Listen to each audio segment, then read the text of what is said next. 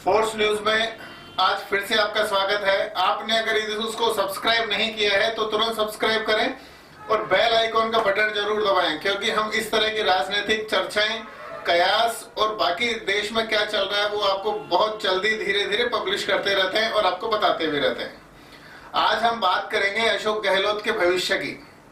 अशोक गहलोत और कांग्रेस के जो अभी नए राष्ट्रीय अध्यक्ष बनने वाले हैं मल्लिकार्जुन खड़गे, ये दोनों बहुत अच्छे दोस्त हुआ करते थे, लेकिन अब शायद इनके रिश्ते पहले की तरह नहीं रहे, क्योंकि मल्लिकार्जुन खड़गे जो पूरी तरह से गांधी परिवार के फेथफुल हैं, स्वामी भक्त हैं और उनके हिसाब से चलने वाले व्यक्ति हैं। पहले गहलोत भी थे, लेकिन गहलोत साहब ने राजस्थान में बगावत कराकर अपनी इमेज थोड़ी डाउन कर ली। अब चुनाव के बाद में जब 18, 19, 20 अक्टूबर निकल जाएगा तो देखिएगा दिवाली के बाद में क्या खटके होते हैं, और उन खटकों के अंदर ही ये होगा Ashok Gehlot back to pavilion होंगे, क्योंकि गांधी परिवार को बेइज्जत करने वाले को राष्ट्रीय अध्यक्ष, वो भी गांधी परिवार की वजह से जीता हुआ, वो नहीं छोड़ सकता। आप एक बार सोच के देखिए कि यदि अशोक गहलोत मल्लिकार्जुन खड़गे की जगह होते और मल्लिकार्जुन खड़गे अशोक गहलोत की जगह होता, मतलब राजस्थान के वो मुख्यमंत्री होते और उन्होंने गांधी परिवार से बगावत की होती। अशोक गहलोत साहब भी राष्ट्रीय अध्यक्ष बनने के बाद यही करते कि सबसे पहले उस सीएम को हटाते जो गांधी परिवार को बेइज्जत कर चुका या उनको नजरें नीची कर चुकी। अब बात आती है कि यह संकेत कहां से मिलता है। अभी भोपाल के अंदर कल मल्लिकार्जुन खड़गे से जब पत्रकारों ने पूछा कि बताइए भविष्य क्या है, तो मल्लिकार्जुन खड़गे ने सीधे और स्पष्ट लहजे में कहा कि बकरीद पर बकरा बचेगा तो ही मुहर्रम पे नाचेगा। अर्थात समय आने पर अशोक गहलोत मुख्यमंत्री नहीं रहेंगे तो भविष्य में बगावत की बात भी नहीं होगी। अब मैं आपको इसमें बहुत गौर करने लायक बात बता दूं कि जब सचिन पायलट यहाँ नहीं, प्रदेश के अध्यक्ष नहीं हुआ करते थे, तब अशोक गहलोत ने जब 2013 का चुनाव फेस किया तो मतलब हालांकि सत्ता में आए भी सही, लेकिन वहां सीटें बहुत कम थी, तो बसपा वालों को लाके और सरकार बनानी पड़ी।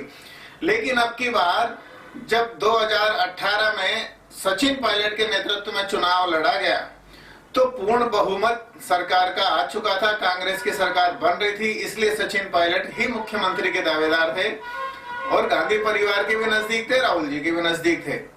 लेकिन राजनीतिक चरणबाजी, राजनीतिक चालबाजी, ये सब चला के और गहलोत साहब मुख्यमंत्री बन गए। तब तक ठीक था, क्योंकि गांधी परिवार के विश्वस्त माने जाते थे अशोक गहलोत। लेकिन जैसे ही अब की बार, पिछली बार बगावत सचिन पायलट के सामने आई थी, जो शायद मीडिया की वजह से रखी गई थी, सचिन पायलट ने वो बगावत नहीं की, बल्कि अपनी बात मुख्य रूप से रखने के लिए अपने विधायकों के साथ में एक तरह से कोप भवन में जाके बैठे थे, ना बीजेपी में मिले ना किसी और चीज में। लेकिन लोगों ने कयास लगाना स्टार्ट कर दिया, क्योंकि मध्य प्रदेश में सिंधिया ने बगावत की थी तो राजस्थान के अंदर सचिन पायलट भी करेंगे। लेकिन सचिन पायलट मानेसर के अंदर भी प्रियंका गांधी और राहुल गांधी के सीधे टच में थे, अर्थात वो गांधी परिवार के वहां फेथफुल हो रहे थे।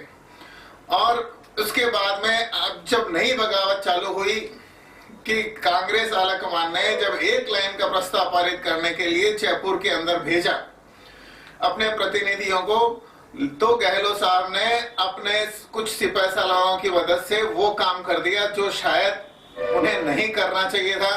राष्ट्रीय अध्यक्ष बन रहे थे, लेकिन अब खड़गे साहब का बयान कि बकरीद पर बकरा बचेगा तो ही वो मुहर्रम पे नाचेगा, अर्थात दीपावली के बाद में वो करने वाले हैं जिसको राजस्थान की जनता को पूरी तरह से इंतजार है। राजस्थान में मुख्यमंत्री बदलने की जो कवायद चल रही है, कई सारे विधायकों ने आलाकमान को स्पष्ट रूप से बता भी दिया है कि उनकी निष्ठा किसी व्यक्ति पे नहीं है, आलाकमान पे है। टिकट उन्हें कांग्रेस ने दिया है, जिताया उन्होंने हाथ के पंजे के निशान पर है। तो अब राजस्थान के विधायक जो कभी गहलोत कैंप के माने जा रहे थे, धीरे धीरे सचिन पायलट के कैंप की तरफ जाने लगे हैं और राजस्थान में उनका ये भव्य दौरा जिसमें बहुत ज्यादा भीड़ आ रही है वो भी आलकमान के इशारे पर ही हो रहा है। और आलकमान के इशारे पर ही सारे के सारे कांग्रेस के पुराने कार्यकर्ता सचिन के साथ लगे हुए हैं। अब सिर्फ दीपावली बीतने का इंतजार है जब कांग्रेस को नया राष्ट्रीय अध्यक्ष भी मिल जाएगा और गांधी परिवार की खिलाफत करने वाले लोगों को सजा भी मिल जाएगी। और एक बार फिर वही मल्लिकार्जुन खड़गे का डायलॉग, बकरीद पर बकरा बचेगा तो ही मुहर्रम पर नाचेगा। जय हिंद, वंदे मातरम।